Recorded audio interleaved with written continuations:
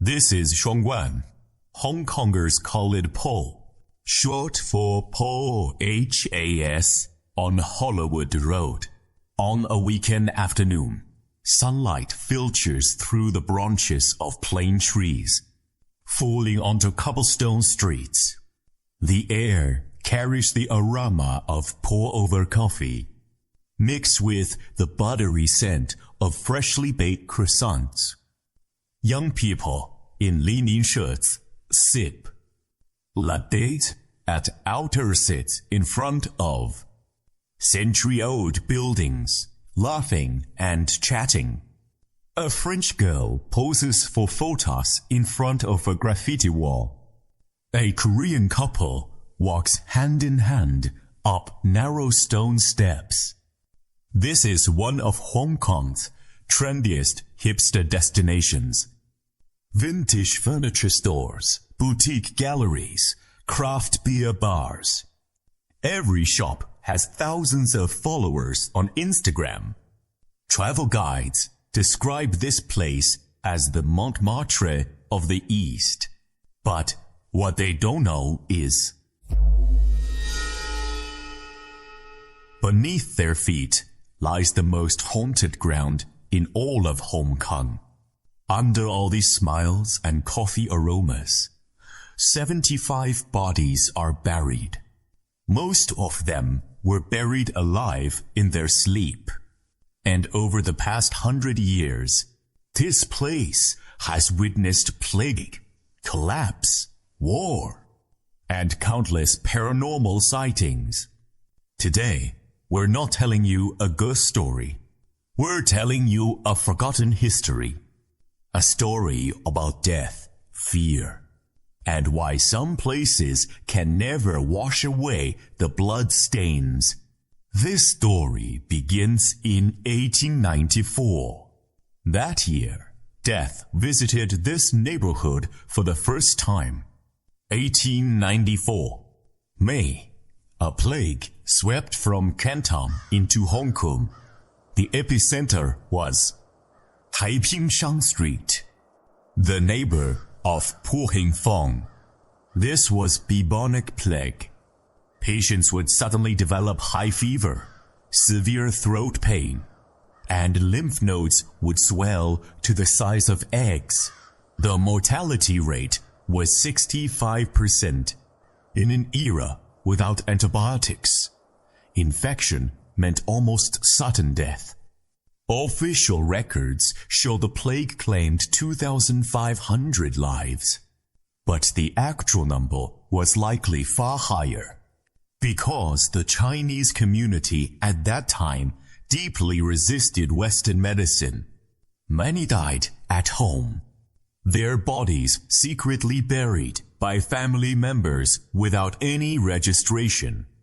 The British colonial government response was to cleanse Taiping. They forcibly sealed the epidemic zone, evicted residents, and demolished hundreds of buildings. The entire Taiping Shan area was razed to the ground. But the plague didn't end.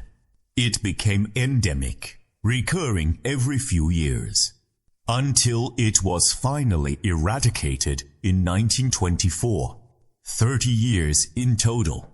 And PoHo sat on the edge of this death zone. It survived the plague's most violent assault.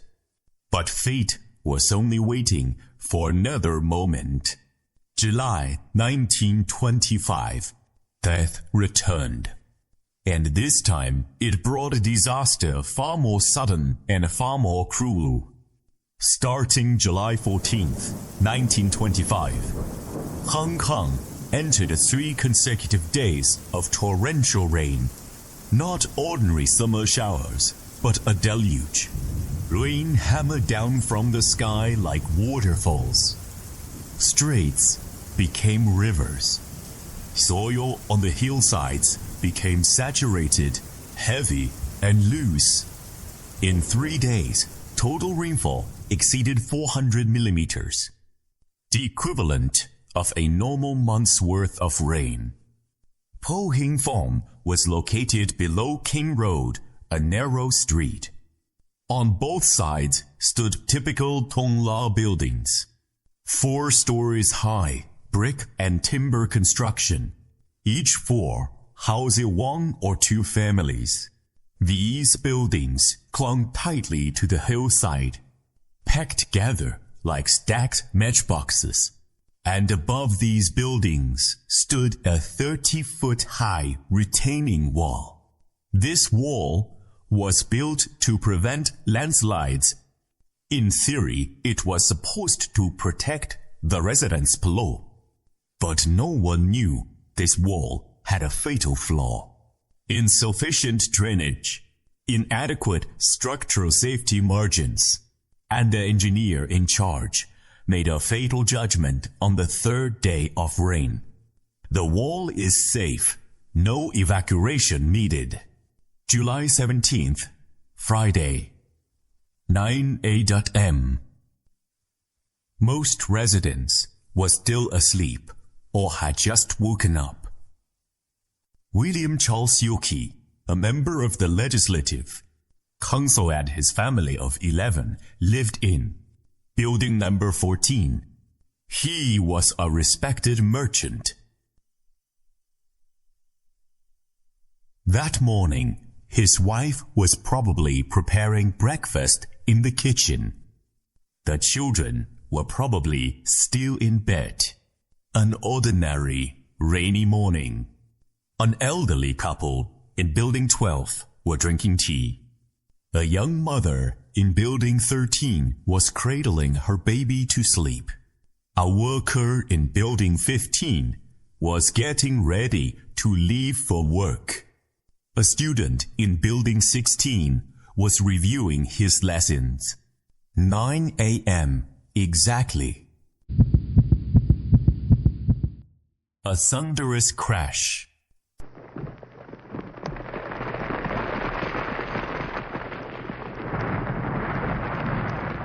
The retaining wall collapsed. Not slowly, but instantly. The entire wall toppled like dominoes pushed by a giant. Thousands of tons of wet soil, rocks, trees, mixed with rainwater, formed a black waterfall, rushing down at speeds exceeding 60 kilometers per hour. Building 12, Building 13, Building 14, Building 15, Building 16.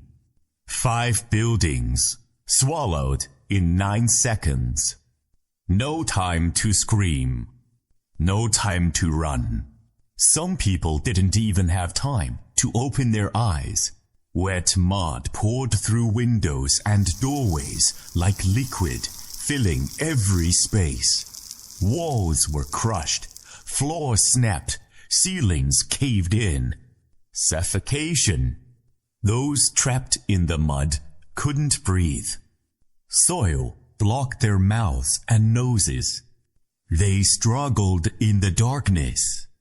But the more they struggled, the tighter the mud gripped. Some had their arms sticking out of the mud, fingers still grasping at air. But eventually, all movement stopped. 9:15 a.m. Rescue teams arrived, but they faced a mountain of mud. Buildings that were once 4 stories tall now showed only a corner of the roof. Excavation continued for 2 full days. When the first body was pulled out, it was already stiff. It was a child. His hand still clutched a blanket. Then, a kobo.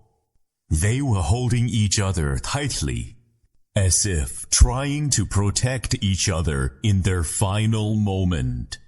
William Charles' body was found on the 2nd floor of Building 14. All 11 members of his family were found in the same building. None survived. Final count, 75 dead. 30 families destroyed. This remains Hong Kong's deadliest single landslide disaster. To this day, that record has not been broken. Several months later, the debris was cleared. New buildings were erected on the same site. The government compensated victims' families. News in the papers was gradually replaced by other events. But some things never left. 1949, 24 years after the disaster, PoHo had become a brand new community. Most people living here didn't know what happened in 1925. Or if they knew, they chose not to talk about it. After all, who wants to live on a grave? But one summer night that year, residents of PoHo Fong experienced something that defied explanation. 2 a.m. Multiple residents woke up almost simultaneously, not from noise, but from a sound, a mass of footsteps. Urgent, chaotic, panicked footsteps, like hundreds of people running in the street. A resident named Shan rushed to his window and looked outside.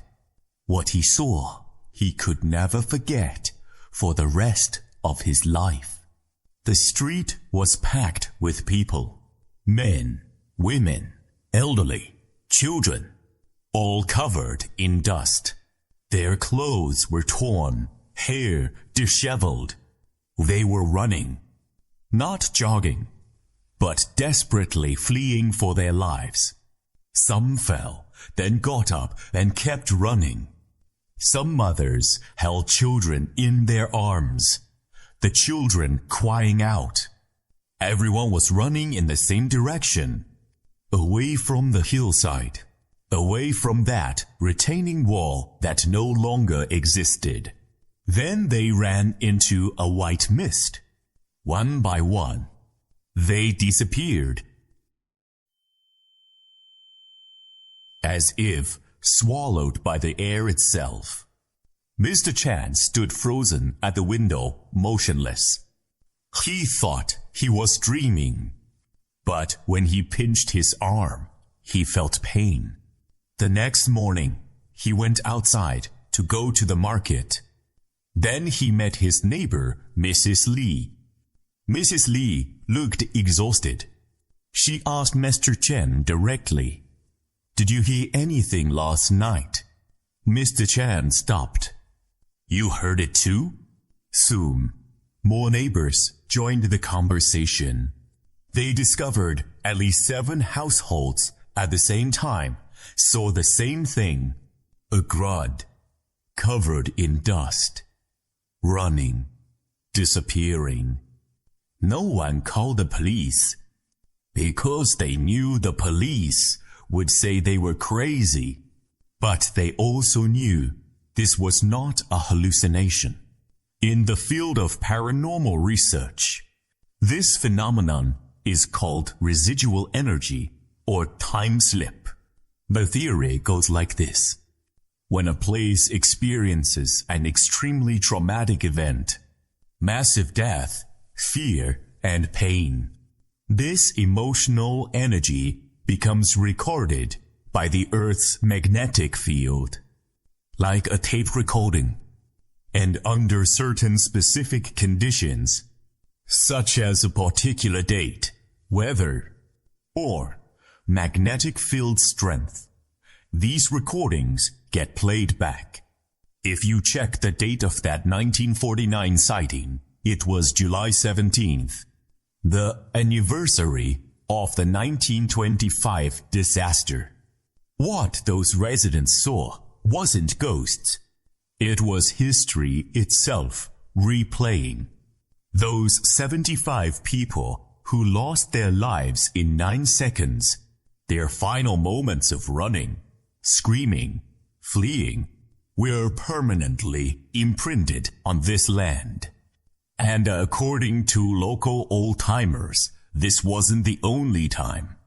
Over the following decades, every few years, someone would hear footsteps at night, see shadows, feel an inexplicable dread. PoHo Fong became one of Hong Kong's most famous paranormal locations. But it's not the only place in this neighborhood with a story. Walk east from PoHo Fong for 5 minutes and you'll reach Bridges Street.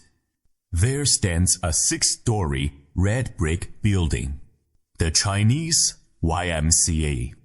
This building was constructed in 1918. It was Hong Kong's first community center with an indoor swimming pool. In that era, this was a symbol of progress and hope.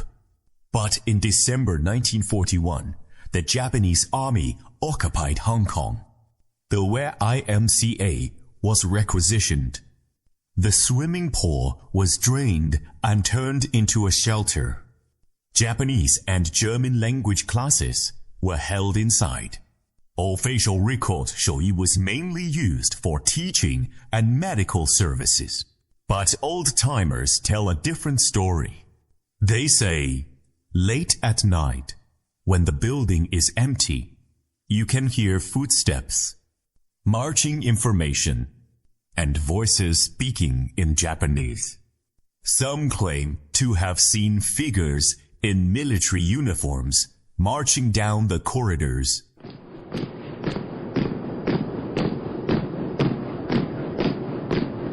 Then vanishing into thin air. The origin of these phenomena has an urban legend. According to the tale, after Japan's surrender on August 15th, 1945, a small group of soldiers refused to accept defeat. They chose the way of Bushido and ended their lives inside the building. But we must emphasize, this is only a legend. In all official historical documents, there is no record of this event. The YMCA's official history never mentions anything similar. This may just be an exaggerated rumor, or perhaps a collective imagination born from the trauma of war. In 2009, this building was declared a monument. Today, it still operates, still serves the community. And those legends, like all urban legends, remain impossible to verify.